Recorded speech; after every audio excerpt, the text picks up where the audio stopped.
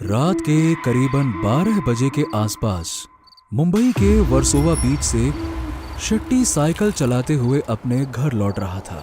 उसकी साइकिल पर एक गुलाब का फूल लगा था।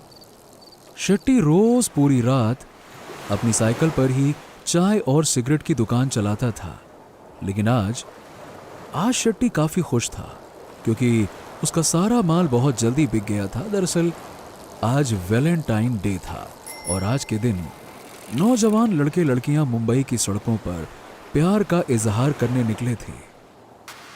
ला ला ला ला ला ला ला डा डा डा डा डा ला ला ला ला प्यार करने वालों ऐसे ही प्यार करते रहो।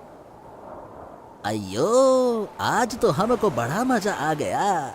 सारा माल 12 बजे से पहले ही बिक गया। चलो, कम से कम रोज डे के दिन तो अपनी बीवी को गुलाब गिफ्ट करूंगा, वो बहुत खुश हो जाएगी। रोज रात को साइकिल पे अपनी ये चलती फिरती दुकान लेके निकल जाता हूँ। अपने बीवी बच्चों को कहाँ ही टाइम दे पाता हूँ। इस पेट के लिए क्या क्या नहीं करना पड़ता। आज तो भाई वैलेंटाइन डे मनाने वालों की जय हो। अब आज तो बड़ा मजा आ गया। ला ला ला ला ला ला ला आई ला ला ला ला। समंदर के किनारे से शेट्टी चला जा रहा था कि तभी उसकी नजर सफेद साड़ी पहने एक औरत पर गई। वो समंदर की लहरों की ओर चली जा रही थी और आज लहरें भी काफी तेज थी। शेट्टी को समझ नहीं आया कि वो औरत इन खतरनाक लहरों की ओर क्यों जा रही है। अयो, ये क्या माजरा है? वो औरत क्या मरना चाहती है क्या? ओ मैडम, अरे ओ मैडम, अरे वापस ही आ जाओ नी। अरे वहाँ डूब जाओगी, किधर को जा रही हो तुम? अरे रुक जाओ। अयो, सुनो। उस औरत ने शेट्टी की ओर जरा भी ध्यान नहीं दिया। वो समंदर की खतरनाक उछलती लहरों की ओर बेखौफ चलती जा रही थी। शेट्टी को डर था कि वो औरत कहीं डूब न जाए। वो तुरंत साइकिल लेके उसके पास पहुंच गया। अयो अयो अयो, क्या कर रही हो मैडम? ये क्या है? मरना है क्या? समंदर की ओर क्यों जा रही हो तुम? वो औरत अचानक से रुक गई। तभी उसके मुंह से आवाज आई, अपने घर जा रही हूँ। घर? क्या बात करती हो मैडम? दरिया में कौन रहता है? लाओ लाओ लाओ, आप अपना हाथ दो हमको और चलो निकलो यहाँ से, वरना डूब के मर जाओगी। चलो आ जाओ आ जाओ। वो औरत धीरे से शेट्टी की ओर मुड़ी। शेट्टी उसका चेहरा देखकर डर गया। उसकी आंखें लाल थी। अचानक से उसके हाथों से लंबे नाखून निकले और वो गुर्राते हुए शेट्टी की ओर कूद पड़ी। मुझे मेरे घर जाने से रोकने वाला तू कौन होता है? उस औरत ने शेट्टी को कस के पकड़ लिया और पूरी ताकत के साथ उसे समंदर के अंदर लेके चली गई। उस औरत में गजब की शक्ति थी और कुछ ही पलों में पानी के अंदर शेट्टी की सांसें उससे हमेशा हमेशा के लिए जुदा हो गई। उसी समय रेत में धंसे एक म्यूजिकल बॉक्स से एक प्यार भरी धुन बजने लगी। अयो दोस्तों, मैंने सोचा था कि रोज डे की रात अपनी बीवी को गुलाब देकर खुश कर दूंगा, पर आज तो मेरा ही झींगा फ्राई हो गया। मैं तो जा रहा हूँ, मगर आप वीडियो को पूरा देखना और भूतनाशक पार्टी को सब्सक्राइब याद से कर देना। ओके, अलविदा दोस्तों, एंड हैप्पी वैलेंटाइन मंथ। आइयो। मुंबई के आराम नगर से दीपक नाम का एक लड़का बाहर निकला। आराम नगर मुंबई का वो इलाका है जहां हर समय किसी न किसी फिल्म या टीवी सीरियल का ऑडिशन चल रहा होता है। यहां रोज हजारों एक्टर्स अपनी किस्मत आजमाने आते हैं और दीपक भी उनमें से एक था। वो पिछले 9 सालों से यहां स्ट्रगल कर रहा था। वो जब मुंबई में एक्टर बनने आया था तब 24 साल का था और अब 33 का हो चुका था, पर अब भी उसका स्ट्रगल जारी ही है। चलो, एक और ऑडिशन खत्म हुआ। हे भगवान, इन 9 सालों में सैकड़ों ऑडिशन दे चुका हूं। पहले तो कम से कम साइड एक्टर का रोल मिल भी जाता था, पर इस साल तो लगता है वो भी नहीं मिलेगा। पता नहीं इस महीने दाल रोटी कैसे पार लगेगी। चलो, गणपति बप्पा मोरया, नैया पार लगाओ भैया। चलो थोड़ी देर बीच पे जाके बैठता हूँ, जो होगा देखा जाएगा अब। हाँ नहीं तो ऑडिशन रिजेक्शन यही चलता है लाइफ में। दीपक को ऑडिशन में रिजेक्ट होने की जैसे आदत हो चुकी थी। वो वर्सोवा बीच की ओर निकल गया। दीपक वहां ढलती हुई शाम का नजारा ले रहा था, तभी उसका फोन बजा। फोन उसके दोस्त रोहित का था। अरे यार, अब ये रोहित क्यों फोन कर रहा है? अरे हेलो। हाँ रोहित, हाँ बोल भाई, क्या बात है, कैसा है तू? अरे यार मैं तो ठीक हूँ दीपक, लेकिन देखना यार, अब तुझे तो पता है वैलेंटाइन मंथ चल रहा है और मेरे पास पैसे नहीं है यार। यार दीपक, तूने 2 महीने पहले जो 1000 रुपये उधार लिए थे ना, यार भाई प्लीज़ वो लौटा देना यार। कल गर्लफ्रेंड को बाहर लेके जा रहा हूँ, बहुत खर्चा होगा भाई, मेरे पास भी पैसे नहीं है। भाई सुन ना, बड़ी मुश्किल से एक गर्लफ्रेंड बनी है, प्लीज़ दे दे यार, प्लीज़ प्लीज़, मना मत करना। पैसों की बात सुनते ही दीपक झुंझला गया। अरे भाई, इस महीने का मैं रेंट भी नहीं दे पाया हूँ यार, कहाँ से पैसे दूँ? बिल्कुल पैसे नहीं है मेरे पास। एक तो काम नहीं मिल रहा, साइड रोल नहीं मिल रहा, ऑडिशन क्रैक नहीं हो रहा, तुझे पैसे चाहिए। भाई देख, थोड़ा सा टाइम मुझे दे, मैं अगले महीने आते ही तेरे पैसे लौटा दूंगा, बस बात खत्म। ये कहकर दीपक ने फोन काट दिया। अरे साला, जिसको देखो उसको ही पैसे चाहिए। वैलेंटाइन मंथ है, मुश्किल से गर्लफ्रेंड बनी है। यहाँ तो पूरा मैदान ही खाली है। अरे पता नहीं, कोई लड़की मुझे भाव ही नहीं देती है। कितने साल से सिंगल खाली हूं, क्या भूलूं मैं। तभी दीपक की नजर रेत में धंसे एक छोटे से चौकोर बक्से पे गई। पास में ही एक साइकिल खड़ी थी। उस चौकोर बक्से में एक चाबी लगी हुई थी। दीपक ने उसे बाहर निकाला। हैं? ये क्या है? देखने में तो बड़ा सुंदर है। दीपक ने चाबी घुमाया। चाबी घुमाते ही उस बक्से में से एक प्यारी सी रोमांटिक धुन बजने लगी। अरे वाह यार, ये तो कोई म्यूजिकल बॉक्स है। पता नहीं यहां किसने छोड़ दिया या फिर किसी का छूट गया, लेकिन धुन बड़ी मस्त है। वाह, आहा। दीपक ने आसपास देखा, लेकिन वहां कोई नहीं था। खैर, अब दिखाई तो कोई दे नहीं रहा है। हाँ, जब कोई दिख नहीं रहा है तो ये मेरा हो गया, क्योंकि मुझे मिला है। चलो, मैं इसे रख लेता हूं। शाम ढल चुकी थी और दीपक वो म्यूजिकल बॉक्स लेके वहां से निकल गया। आधी रात होने वाली थी। दीपक अपने छोटे से कमरे में सो रहा था। चारों तरफ रात का सन्नाटा पसरा हुआ था। तभी टेबल पर रखा वो म्यूजिकल बॉक्स अपने आप बजने लगा। दीपक की नींद टूट गई। हैं? अरे इसको क्या हो गया? दीपक ने वो म्यूजिकल बॉक्स उठाया और उसे बंद कर दिया और वापस सो गया। पर थोड़ी ही देर बाद वो म्यूजिकल बॉक्स फिर से बजने लगा और अब दीपक को हल्का सा गुस्सा आ गया। अरे सो जा भाई, क्यों मेरी नींद खराब कर रहा है? सो जाना। टनन टनन टनन टनन टनन, दिमाग खराब कर दिया। और वो म्यूजिकल बॉक्स अपने आप बंद हो गया। थैंक यू, अब सो जा तू भी। पर वो म्यूजिकल बॉक्स भला कहां मानने वाला था। वो फिर से बजने लगा।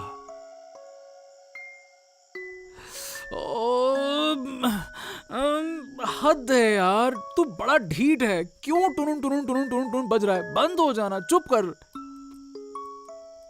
इस बार दीपक गुस्से में उठा और उस म्यूजिकल बॉक्स की चाबी जोर से ऐंठ दी। म्यूजिक बजना फिर से बंद हो गया। अब दीपक ने घड़ी की ओर नजर दौड़ाई। रात के 12 बज गए थे। अच्छा, अब समझा बेटा, वैलेंटाइन मंथ चल रहा है ना। पक्का तू भी मेरी तरह सिंगल ही होगा। इसीलिए आधी रात को शोर मचा रहा है, रो रहा है ना, है ना, है ना, है ना। दीपक को न जाने क्यों उस म्यूजिकल बॉक्स और खुद पर थोड़ी सी दया सी आ गई। लगता है हम दोनों किस्मत के मारे हुए हैं यार। तुझे भी कोई समंदर के किनारे फेंक गया, तू अकेला हो गया, और मैं तो अपने जीवन में अकेला ही हूं। खैर, अब तो नींद भी नहीं आएगी, क्या करूं अब। हाँ, इस वक्त सिग्नल के पास वो चाचा साइकिल पे सिगरेट बेच रहे होंगे।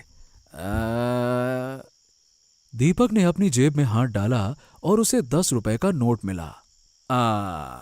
ये 10 रुपए ही बचा है। चल, एक काम करते हैं, एक मस्त सिगरेट पीते हैं छल्ले बनाते हुए, और कल का कल देखा जाएगा। दुनिया के गम भुला धुएं के छल्ले में, चल चल मेरे भाई सिगरेट पिए मजे में। दीपक बीच की ओर निकल गया। दीपक ने सिगरेट खरीद ली और उसे सुलगा कर सड़क पर टहलने लगा। तभी उसे किसी की आवाज आई। Excuse me. दीपक पीछे मुड़कर देखता है। वो आवाज एक खूबसूरत जवान लड़की की थी। वो दीपक से फिर से बोलती है, आपके पास लाइटर या माचिस है? दीपक उस खूबसूरत लड़की को बस निहारते रह जाता है। मैंने पूछा, आपके पास लाइटर या माचिस है? दीपक एकदम से होश में आता है। क्या लाइटर? अरे हाँ हाँ, है ना, ये रहा। हाँ। दीपक ने लाइटर उस लड़की को दे दिया और उस लड़की ने भी अपने लिए एक सिगरेट जला ली। आप एक्टर हैं क्या? दीपक चौंक गया। आपको कैसे पता? मुझे लगता है मैंने आपको किसी ऑडिशन में देखा है। अच्छा, ऑडिशन में? हाँ हाँ, ऑडिशन में देखा होगा। ओ, तो क्या आप भी? जी हाँ, मैं भी एक्टर ही हूँ। मुंबई में 4 साल हो गए। हाँ, मुझे पूरे 9 साल हो गए। मेरा भी सेम ही हाल है। दोनों एक दूसरे को देखकर मुस्कुराए। हाय, मेरा नाम रानी है। और मैं दीपक। लड़की ने दीपक की ओर अपना हाथ बढ़ाया और दीपक ने आगे बढ़ के उससे हाथ मिलाया। अजीब इत्तेफाक है कि हम दोनों वैलेंटाइन डे के दिन मिले, नहीं? दीपक रानी की बात पर थोड़ा शर्मा गया। उसने रानी से पूछा, रानी जी, सही बताऊं तो मुझे ना कभी कभी लगता है कि ये एक्टिंग वैक्टिंग छोड़ के ना वापस अपने घर चला जाऊं। वैसे तुम्हारा क्या प्लान है? रानी ने एक पल के लिए दीपक की आंखों में झांका। मेरे पास एक कहानी है। कहानी? कैसी कहानी?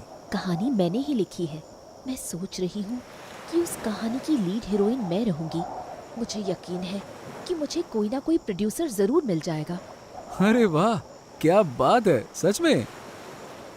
दीपक, मैं चाहती हूँ कि इस कहानी में हीरो का रोल तुम करो।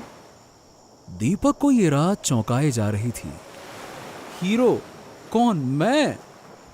हाँ, तुम। मुझे तुम्हारे जैसे चेहरे की ही तलाश थी। हाँ हाँ हाँ, अच्छा अच्छा, ठीक है ठीक है ठीक है, क्यों नहीं, मैं ज़रूर कर लूँगा हीरो का रोल। बाय द वे, मैं यहाँ हीरो ही तो बनने आया हूँ, और अगर अपॉर्चुनिटी सामने से चल के आए तो क्यों मना करूँगा। अच्छा ये बताओ रानी, तुम्हारी कहानी क्या है? क्या है ना कि मैं किसी छोटी मोटी पिक्चर में काम नहीं करता, बड़ी पिक्चर में काम करता हूँ। अपन हीरो बनेगा तो पहले कहानी सुनेगा, फिर उसमें हीरो बनेगा। क्या कहानी? तो क्या इस तरह से सड़क में सुनाऊं?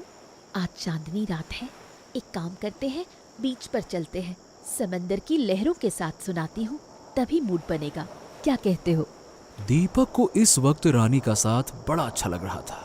उसने तुरंत हाँ कर दिया और दोनों वर्सोवा बीच की ओर निकल पड़े। जानते हो दीपक, कुछ कहानियां वैसी ही जगह सुनाई जाती हैं जहां से वो शुरू हुई थी। मतलब मैं कुछ समझा नहीं। छोड़ो, ये कहानी एक लड़की की है। उसका नाम था आरोही। एक छोटे से शहर से मुंबई आई थी, एक्टर बनने का सपना लेकर। रोज ऑडिशंस और रोज रिजेक्शंस। कभी उसे कोई रोल मिलता तो कभी कभी एडजस्टमेंट का इशारा। पर आरोही ने सब झेला, क्योंकि उसे यकीन था कि एक दिन उसका वक्त आएगा। फिर एक दिन ऐसा ही हुआ। उसकी जिंदगी में एक लड़का आया, विशाल नाम का एक यंग डायरेक्टर, जो मुंबई में फिल्म बनाने आया था। इत्तेफाक से वैलेंटाइन डे के दिन ही दोनों मिले और दोनों में प्यार हो गया। आरोही, तू देखना, जब कभी भी मैं अपनी पहली पिक्चर बनाऊंगा ना, तो हीरोइन तो तुझे ही लूंगा और फिर तुम एक बहुत बड़ी स्टार बनोगी। तुम्हारे नाम के ना अनाउंसमेंट हुआ करेंगे, बड़े बड़े पोस्टर लगेंगे, लोग कहेंगे ये आ रही है बॉलीवुड की बड़ी एक्ट्रेस हीरोइन आरोही। क्यों, क्या कहती हो? जानते हो विशाल, मुझे खुद पर उतना विश्वास नहीं है जितना तुम पर है। विशाल ने आरोही को पहला गिफ्ट दिया, एक म्यूजिकल बॉक्स। उसमें से एक प्यारी सी धुन निकलती थी, हम उस पर एक गाना भी बनाएंगे। म्यूजिकल बॉक्स का नाम सुनते ही दीपक एकदम से चौंक गया। वो रानी को आज शाम इसी बीच पर मिले म्यूजिकल बॉक्स के बारे में बताना तो चाह रहा था, पर रानी ने उसे बोलने का मौका ही नहीं दिया। रानी लगातार कहानी कहती गई। एक दिन विशाल को ब्रेक मिला। उसकी पहली फिल्म में एक बड़े प्रोड्यूसर की बेटी लॉन्च होने वाली थी। आरोही का पत्ता कट गया। इधर उस विशाल का आरोही को हीरोइन बनाने का वादा टूटा और इधर उस बेचारी आरोही का दिल। पर आरोही ने उसे माफ कर दिया, क्योंकि वो जानती थी बेचारा विशाल भी हालात के सामने मजबूर था। दोनों के बीच प्यार बचा रहा और रिश्ता चलता रहा। और फिर विशाल की पहली पिक्चर हिट हो गई। फिर अवार्ड्स, इंटरव्यूज, शोहरत और पैसा। वो अब एक अमीर और फेमस डायरेक्टर बन गया था। दीपक ने रानी को टोकते हुए कहा, और उसके बाद वो लड़का बदल गया और उसने आरोही को छोड़ दिया, राइट? रानी ने दीपक को घूरते हुए कहा, दीपक, ये कहानी होगी तो कौन पिक्चर देखेगा? ये सब लड़के का लड़की को छोड़ देना, ये सब तो बहुत पुराना हो गया है। ओ अच्छा, सॉरी, प्लीज तुम आगे सुनाओ, आगे बताओ। फिर एक दिन उस विशाल ने अपना वादा निभाया। उसने अपनी अगली फिल्म में आरोही को हीरोइन लेने का फैसला किया। अरे वाह, ये तो अच्छा मोड़ दिया तुमने कहानी को। वाह यार, तुम तो एक अच्छी राइटर निकली। ये कहानी मैंने कहाँ लिखी? ओह, तो फिर किसने लिखी? वक्त ने। क्या मतलब? आगे सुनो।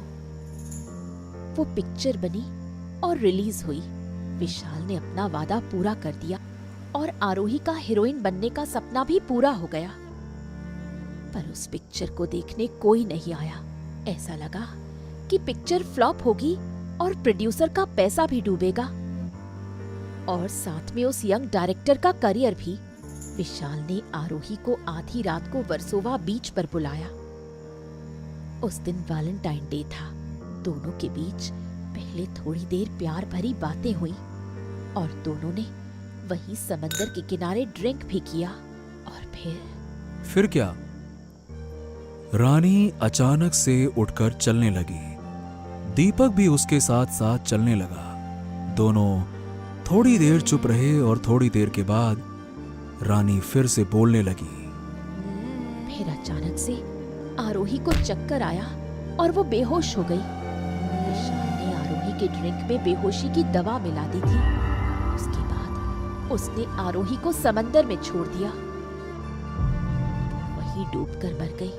मीडिया ने इस खबर को खूब उछाला। इस फिल्म की पब्लिसिटी हो गई। फिल्म की लीड हीरोइन ने सुसाइड जो कर लिया था। अचानक से लोग इस फिल्म को देखने आने लगे। फिल्म हिट हो गई।